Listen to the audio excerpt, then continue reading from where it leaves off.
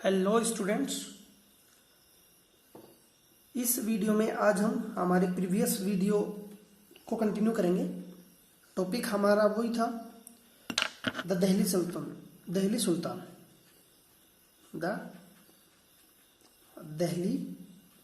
सुल्तान, इसको हम डिस्कस कर रहे थे। कई चीज़ें इसमें डिस्कस कर ली हमने। आज हम बेसिकली इसमें डिस्कस करेंगे administration.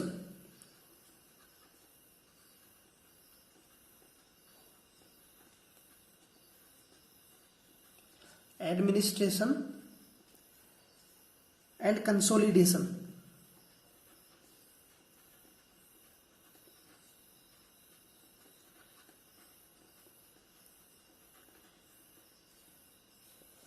Administration and consolidation, basically ज्यादा फोकस किस पे रहेगा हमारा? अलाउद्दीन खिलजी और मोहम्मद बिन तुगलक।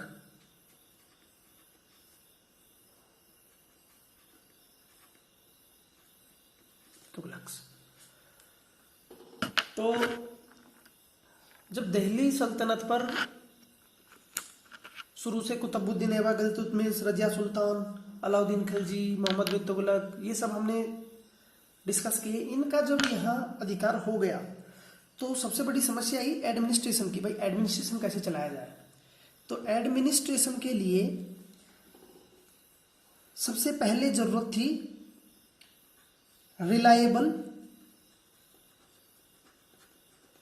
गवर्नर्स। रिलायबल क्या चाहिए थे? गवर्नर्स चाहिए थे इनको। गवर्नर एक पोस्ट हुआ करती थी, एक प्रांत का अधिकारी हुआ करता था, या इसके अलावा जो वेरियस मिनिस्ट्री होती थी या वेरियस जो उनकी एडमिनिस्ट्रेशन का भाग होता था, उनको डील करने के लिए गवर्नर्स नियुक्त किए जाते थे। तो रिलायबल होने चाहिए थे, वो विश्वसनीय होने चाहिए थे। तो सबसे पहली समस्या ये आई। तो इन लोगों ने, खिलजी और तुगलक ने क्या किया, थोड़ा सा ट्रेंड में चेंज किया। पहले क्या होता था कि गवर्नर्स जो राजपूत वगैरह हुए या जो एंशियंट एरा में जो इंडियन डायनेस्टीज थी, वो क्या करते थे कि जो अरिस्टोक्रेट होते थे,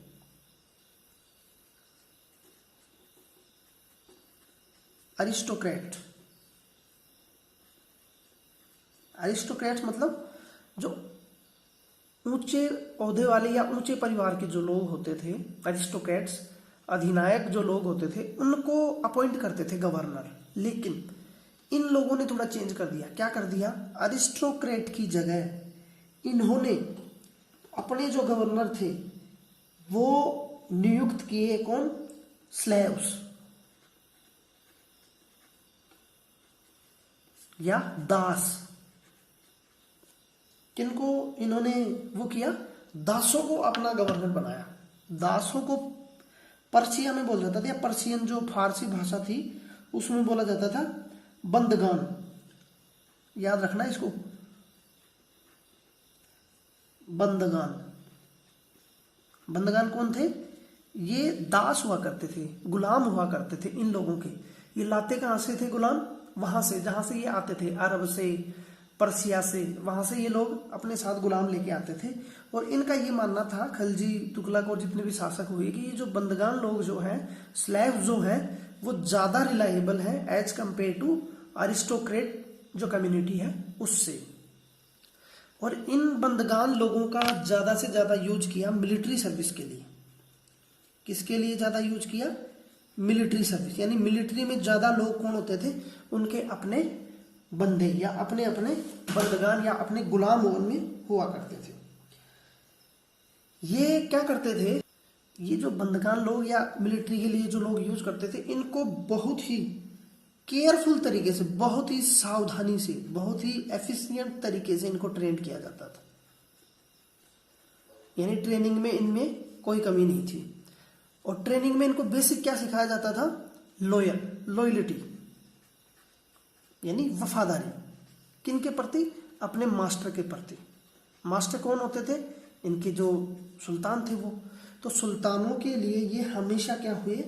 बहुत ही लॉयल रहे, बहुत ही वफादार रहे और सुल्तान इन पर अच्छे से रिलाई करते थे और ये अपने मास्टर के साथ कभी धोखा नहीं करते थे। इसके पीछे कारण क्या था? क्योंकि ये जो बंदगान या स्लेव लोग जो थे ये टोटली किन पे डिपेंडेंट थे? अपने मास्टर पे, अपने मालिक पे। तो ये इनसे किसी प्रकार का धोखा नहीं करते थे। तो इनिशियली जो ये व्यवस्था की गई बंदगान की, ये सबसे पहले इंट्रोड्यूस किया इल्तुतमिश ने। इल्तुतमिश किसके बाद में आया था?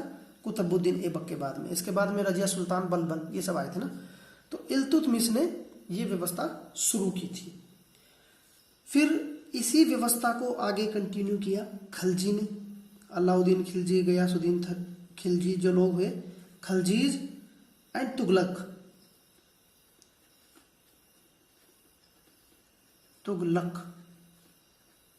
तुगलक वंश के जो लोग हुए, उन्होंने भी ये जो बंदगान प्रोसेस थी इसको उन्होंने क्या किया? कंटिन्यू किया। और ये जो स्लेव्स होते थे इनको दूसरे नाम से और जानते थे, क्लाइंट्स। क्लाइंट्स का मतलब होता है वह लोग या वह सेक्टर जो किसी दूसरे पर डिपेंडेंट हो। जैसे ए व्यक्ति है, ए के ऊपर बी डिपेंडेंट है, तो बी ए का क्लाइंट हुआ। और इन क्लाइंटों को हाई पोजीशन पे अपॉइंट किया जाता था। जो एडमिनिस्ट्रेशन की हाई पोस्ट होती थी ना, वहां इनको क्या किया जाता था? अपॉइंट किया जाता था। इनको क्या क्या पोस्ट दी जाती थी? जैसे जनरल्स बनाया जाता था, गवर्नर्स बनाया जाता था,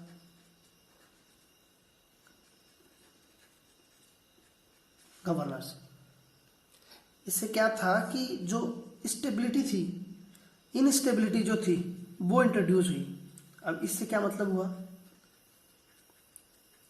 इसका मतलब ये हुआ कि दरबार में या किसी शासक ने, जैसे मानो अलाउद्दीन खिलजी ने अपने क्लाइंट्स या अपने बंदगान को नियुक्त किया, तो और जो दरबारी लोग थे वो क्या करते थे कि जो सुल्तान होता था उसके खिलाफ षड्यंत्रों में लग जाते थे कि किस तरह से इनको इन पदों से हटाया जाए। क्यों?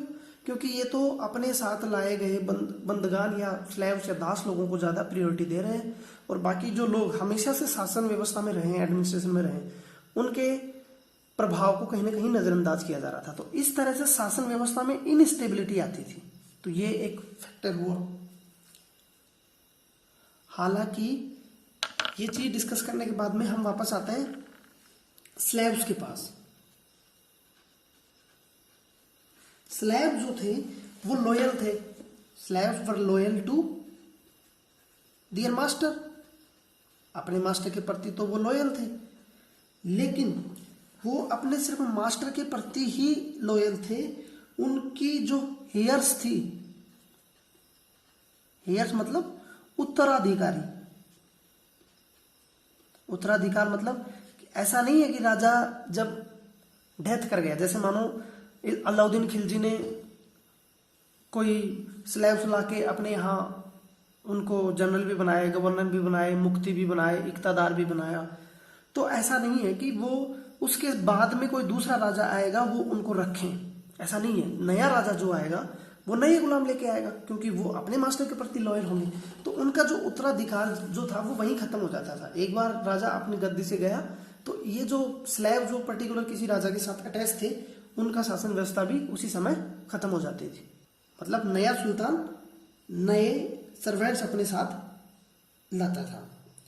तो सीधी सी बात है कि नया कोई सुल्तान आएगा, नया राजा कोई बनेगा, तो जो पुराने स्लेव्स रहेंगे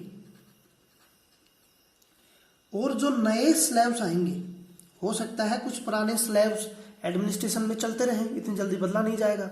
तो नए स्लेव्स जो आएंगे या नए जो क्लाइंट आएंगे उनमें क्या होगा? कन्फ्लिक्ट, उनमें झगड़ा देखने को मिलता था, क्योंकि ये नए जो स्लेव्स हैं वो नए राजा के प्रति क्या होंगे? लॉयल होंगे। और जो पुराने स्लेव्स या पुरानी नोबिलिटी, अब जो स्लेव जो थे वो लाए तब स्लेव थे, अब तो वो नोबिलिटी में तब्दील हो गए, अब तो वो राजा के दरबारी हो गए। तो इनमें क्या क्लैश देखने को मिलता था। इसके अलावा और एक फैक्ट क्या था कि जो पर्शियन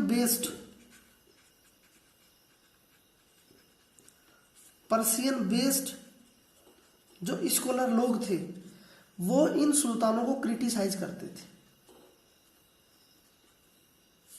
क्यों क्रिटिसाइज इसलिए करते थे, उनका ये बोलना था कि ये सुल्तान आते हैं, यहां से जो लो और बेस बोर्न जो लोग हैं, मतलब छोटी कास्ट में बने हुए लोगों को यहां से ले जाते हैं और वहां ले जाकर क्या नोबिलिटी में तब्दील कर देते हैं, यानी वहां ले जाकर इनको राजा महाराजाओं किसी जैसी या हाई ऑफिस उनको दे दिया जाता था। तो इन सुल्तानों की पर्शियन या अरबियन जो रीजन था वहां इनकी क्या होती थी, खूब बुराई हुआ करती थी। इसके अलावा ये बात हम डिस्कस कर चुके कि इल्तुतमिश या अर्लियर जो सुल्तान थे उनकी तरह मोहम्मद बिन तुगलक और अलाउद्दीन खलजी, दो इंपॉर्टेंट, हम इन्हीं को डिस्कस करेंगे। अलाउद्दीन खलजी और दूसरा मोहम्मद बिन तुगलक।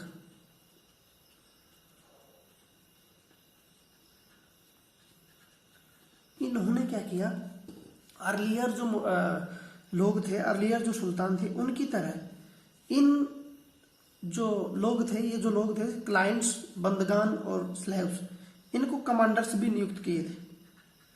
कमांडर्स क्या होता है, जिससे सेना में कमांडर नियुक्त कर देते हैं, तो इनको कमांडर भी बनाया गया था, गवर्नर भी बनाया गया था। और जो टेरिटरी होती है, बड़ी बड़ी साइज की टेरिटरी, यानी जैसे मानो ये पूरा रीजन है, इसमें एक ये रीजन बांट दिया, एक ये बांट दिया, एक बांट दिया, तो यहाँ एक गुलाम बिठा दिया, यहाँ एक गुलाम बिठा दिया, यहाँ एक गुलाम बिठा दिया, यहाँ इसको कमांडर भी बोला गया, गवर्नर भी बोला गया, तो अलग अलग राइट मतलब इनको दिया गया। इसके अलावा ये लोग क्या करते थे, इनको कुछ लैंड प्रोवाइड करते थे, इनको कुछ लैंड दे दिया करते थे कि भाई ये एक निश्चित रीजन है, ये पूरी लैंड आपकी रहेगी। इस लैंड को बोला जाता था इक्ता, याद रखना, इक्ता क्या है, एक भूमि का प्रकार, इक्ता। और क्योंकि ये इक्ता पर अपना डोमिनेशन रखते थे या अपना अधिकार रखते थे, तो इनको बोला गया इक्तादार। इनको क्या बोला गया, इक्तादार। इंपॉर्टेंट कंसेप्ट है, भूलना मत बिल्कुल भी, पूछा जा सकता है एग्जाम में, इक्तादार क्या है। इक्तादार के अलावा इनको बोला जाता था मुक्ति। अब ये मुक्ति क्या होता था, मुक्ति जो था वो होता था चीफ ऑफ द आर्मी। मुक्ति इक्वल टू, इक्वेशन बिठाते हैं मैथ की तरह ऐसा कुछ नहीं है, मुक्ति equal to chief of army, मतलब जो आर्मी होती थी उसका जो चीफ होता था उसको मुक्ति बोला करते थे। इसकी ड्यूटी क्या होती थी, इस मुक्ति की ड्यूटी, अब मुक्ति आपको समझ में आ गया, ड्यूटी देख लो। ड्यूटी इसकी होती थी to maintain law and order. आज किसकी ड्यूटी है, पुलिस की है, तो उस समय ड्यूटी होती थी to maintain law and order, कानून व्यवस्था को बरकरार रखेगा। कहाँ रखेगा, इसका एक निश्चित रीजन होगा, उसी में तो रखेगा, ऐसा थोड़ी है किसी दूसरे रीजन में चला जाएगा। तो इसकी मेन ड्यूटी होती थी मिलिट्री सर्विस और लॉ एंड ऑर्डर को मेंटेन करना। इसके साथ मिलिट्री इसका प्रमुख काम होगा, मिलिट्री मत भूल जाना, क्योंकि मिलिट्री का तो प्रमुख हुआ ही, तो मिलिट्री सेवाएं ये देता था और ये सारी चीजें करता था। इसके अलावा इनको और काम भी दिया जाता था, क्या, इनको काम दिया जाता था टैक्स कलेक्शन का, टैक्स और रेवेन्यू कलेक्शन का।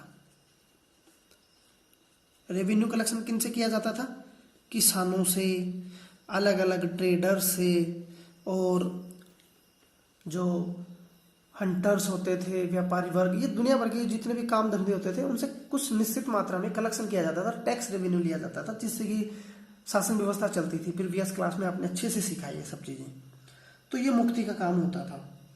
और इसी टैक्स और रेवेन्यू से, ये जो टैक्स करेक्शन होता था, इसी से मुक्ति अपनी क्या लेता था, सैलरी, इसी में सैलरी रखेगा। इसके अलावा जो मुक्ति के अंदर में जो मिलिट्री पर्सनल या आर्मी पर्सनल जो रहेंगे या और कोई एडमिनिस्ट्रेटिव वर्कर है उसकी सैलरी भी ये रखेंगे। और जो पैसा बचेगा वो कहाँ जाएगा, सुल्तान के खाते में। ये एडमिनिस्ट्रेशन का एक प्रारूप था, एक बेसिक सा स्ट्रक्चर था जो मैं आपको बता रहा हूं। तो जो सोल्जर वगैरह होते थे उनको भी सैलरी देते थे और खुद भी ये लेते थे। लेकिन जो मुक्ति होते थे,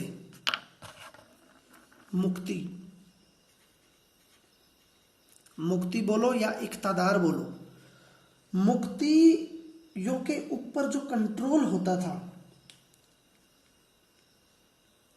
मुक्तियों पर भी कंट्रोल बहुत ही इफेक्टिव होता था। अब जरा बताओ, मुक्ति पर कंट्रोल कौन रखेगा बताओ, अनुमान लगा लिया, सही, सुल्तान। तो ये जो इफेक्टिव कंट्रोल की बात कर रहे हैं हम, किसकी बात कर रहे हैं, अलाउद्दीन खिलजी और मोहम्मद बिन तुगलक के समय में ज्यादा इफेक्टिव हुआ है। इन्होंने बहुत इफेक्टिवली शासन व्यवस्था को लागू किया था, इसलिए हम इनके बारे में पढ़ रहे हैं। शासन व्यवस्था, बाजार नियंत्रण प्रणाली इनकी बहुत अच्छी थी। अब इफेक्टिव कैसे रखते थे ये, कंट्रोल कैसे रखते थे, कंट्रोल जो था वो कैसे इफेक्टिव था, देखो। जैसे ये रीजन है, इस रीजन में ए आदमी को बिठा दिया, मुक्ति बना दिया इसको, ये मुक्ति है, तो इसका मतलब ये नहीं है कि ये इनहेरिटेड हो गई, इसकी परमानेंट जायदाद हो गई। इसको कभी भी कहीं भी शिफ्ट किया जा सकता था। तो हुआ कि नहीं कंट्रोल, इसको तो डर बना रहेगा कि मैं मेरा काम बहुत एफिशिएंटली तरीके से, बहुत अच्छे तरीके से करूं, अदरवाइज सुल्तान मेरे से सारे राइट्स ले लेगा। तो ये कंडीशन कैसी थी, बहुत ही हैरस कंडीशन थी। किनके लिए, मुक्तियों के लिए। लेकिन शासन व्यवस्था में ऐसी कंडीशन बनाना बहुत ही जरूरी है, कंट्रोल रखना बहुत ही जरूरी है।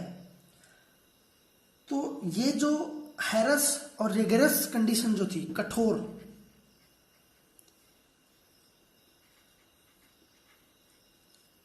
रिगरस कंडीशन जो थी वो ज्यादा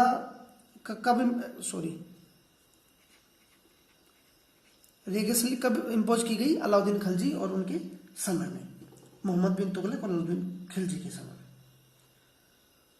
इसके अलावा और क्या क्या व्यवस्थाएं करते थे ये लोग, क्योंकि मुक्ति के पास बहुत अधिकार थे रेवेन्यू कलेक्शन का। तो अब जैसे मानो ये रीजन हो गया, इस रीजन को दे दिया, अब इसका कोई मापजोप भी तो होना चाहिए, कितना रीजन है, कितना कलेक्शन है, इसका प्रॉपर असेसमेंट होना चाहिए कि नहीं। तो अलाउद्दीन जब खिलजी आया था उससे पहले इसकी प्रॉपर असेसमेंट नहीं होता था। जैसे ए आदमी को अपॉइंट कर दिया कि भैया ठीक है, आप यहाँ के मुक्ति हो, आप अपने हिसाब से कंट्रोल करो, टैक्स रेवेन्यू जनरेट करो और जितना बचेगा वो सुल्तान को दे दो। लेकिन असेसमेंट और कलेक्शन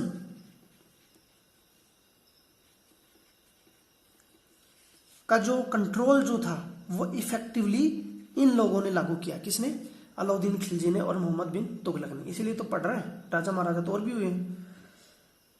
क्यों उन्होंने ऐसा किया, क्योंकि इनके ऊपर जो मुक्ति होते थे, इनके ऊपर बाइंडिंग होता था कि जो प्रेस्क्राइब फॉर्म है,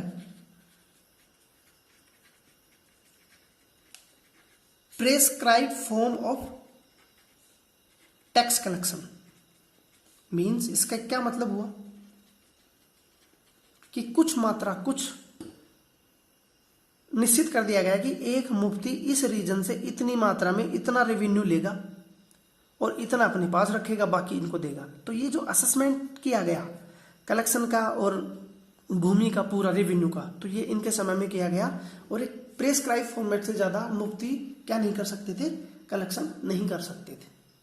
इसके अलावा इन दोनों के समय में ये भी प्रोविजन कर दिया गया कि जो मुक्ति है वो निश्चित मात्रा में, जितनी निश्चित की गई है उतने ही सोल्जर रखेगा, उससे ज्यादा आर्मी नहीं रख पाएगा। उससे पहले ऐसे बाइंडिंग नहीं होती थी इनके ऊपर।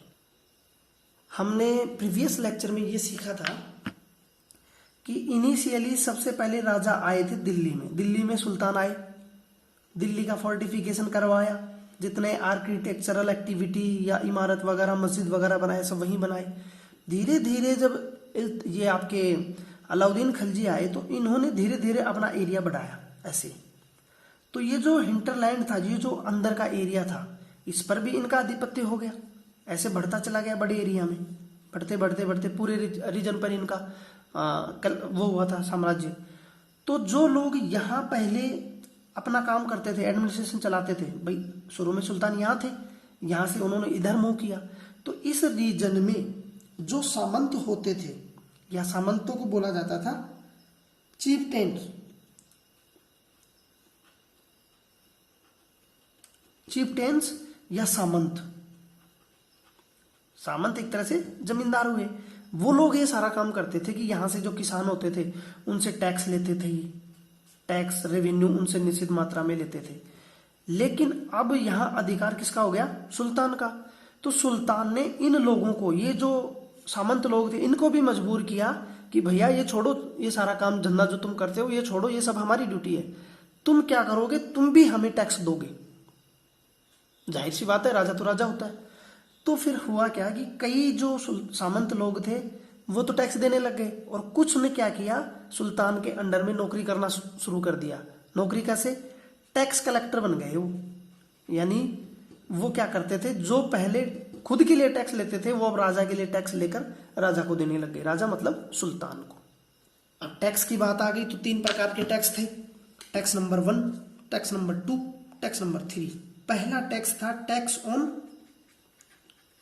पीजेंट, क्योंकि इकोनॉमी पूरी तरह से शुरू में इतनी टेक्नोलॉजी नहीं थी कि भैया आप इमारत पर टैक्स लगा दो, कि भैया आप ट्रांसपोर्ट पे टैक्स लगा दो, आप रेलवे पे टैक्स लगा दो, ऐसा सिस्टम नहीं था। पहले तो रेवेन्यू का ही सिस्टम था, दैट इज एग्रीकल्चर।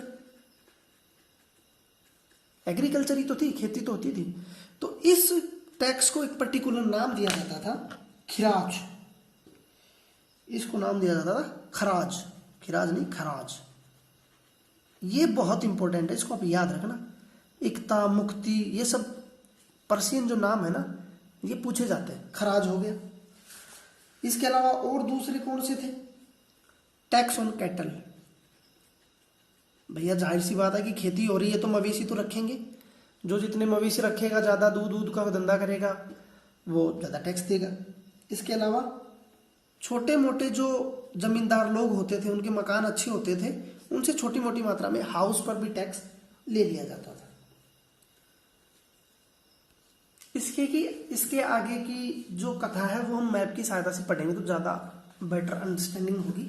देखो, शुरू में यहां आए सुल्तान, धीरे धीरे यहां बढ़े, यहां से यहां बढ़े, तो सारे सामंत वामंत इसमें मिलते चले गए, सब कलेक्शन का काम बढ़ता गया, रेवेन्यू भी बढ़ता गया, दायरा भी बढ़ता गया, पावर भी बढ़ती गई, सब कुछ बढ़ती गई। लेकिन दिक्कत क्या थी कि यहां से दिल्ली से बैठा बैठा कोई भी सुल्तान, राजा, महाराजा, कोई भी हो, कोई भी गवर्नमेंट हो, इतनी बड़े दूर रीजन को, क्योंकि सब कॉन्टिनेंट में तो ये सारे सब पाकिस्तान, अफगानिस्तान, नेपाल उपाल, ये सारा एक ही सब कॉन्टिनेंट था, तो यहाँ पर अपना एडमिनिस्ट्रेशन कंट्रोल नहीं कर सकता था। यहाँ से बैठा हुआ, यहाँ से यदि यहाँ का इधर ध्यान देगा तो इधर का बगावत कर देगा, यहाँ से इधर ध्यान देगा तो इधर का बगावत कर देगा। तो ये सारी समस्याएं ज्यादा हुई। हालांकि अलाउद्दीन खिलजी के समय में ये लगभग सारा रीजन, मोहम्मद बिन तुगलक के समय में ये सारा रीजन क्या आ गया था, इनके सुल्तानों के पास में आ गया था। इनिशियली तो छोटा सा एरिया था, लेकिन धीरे धीरे धीरे धीरे धीरे बढ़ता बढ़ता ज्यादा हो गया। कंडीशन क्या होती थी शुरू में कि जैसे यहाँ से राजा इधर को मूव किया तो यहाँ प्रदेश में क्या था कि पहले फॉरेस्ट कवर था, खूब जंगल हुआ करते थे। ये जो लैंड था गंगेटिक प्लेन, यहाँ खूब फॉरेस्ट कवर हुआ करता था। तो जैसे ही राजा जी इधर पहुंचे, सुल्तान इधर पहुंचे, तो यहाँ के लोकल जो सामंत थे ना, वो इसका अधिकार क्षेत्र मानना मना कर देते थे और अपने यहाँ खुद का राज स्थापित कर लेते थे। ऐसी कार्रवाई कई बार हुई, तो इसके लिए खूब कैंपेन चलते थे, मिलिट्री कैंपेन वगैरह। इसके अलावा एक इंपॉर्टेंट घटना क्या हुई कि जब अलाउद्दीन खिलजी और मोहम्मद बिन तुगलक था, इस समय एक इन्वेडर था, एक इन्वेडर आया था, कहां से? मंगोल,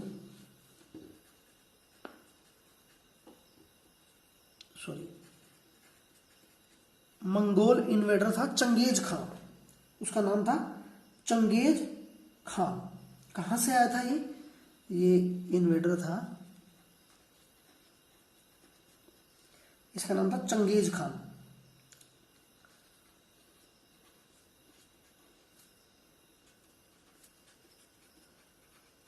इसका प्रोनाउंसिएशन ऐसे होगा, चंगेज खान। कब आया था ये? 1119 में। नहीं, ये तो बाद में आया था, लेकिन मंगोल जो थे, मंगोल कहाँ है, मैं मंगोल बताता हूँ आपको। ये इंडिया आपको नजर आ रहा है, ये चाइना नजर आ रहा है। चाइना से थोड़ा और नॉर्थ में जाओगे ना तो मंगोलिया एक कंट्री है। इसी प्रांत से मंगोलिया ऐसे होते हुए अफगानिस्तान के रास्ते से ऐसे आते थे, तो यहाँ आकर अटैक करते थे दिल्ली में, क्योंकि सुल्तान दिल्ली में होता था ना।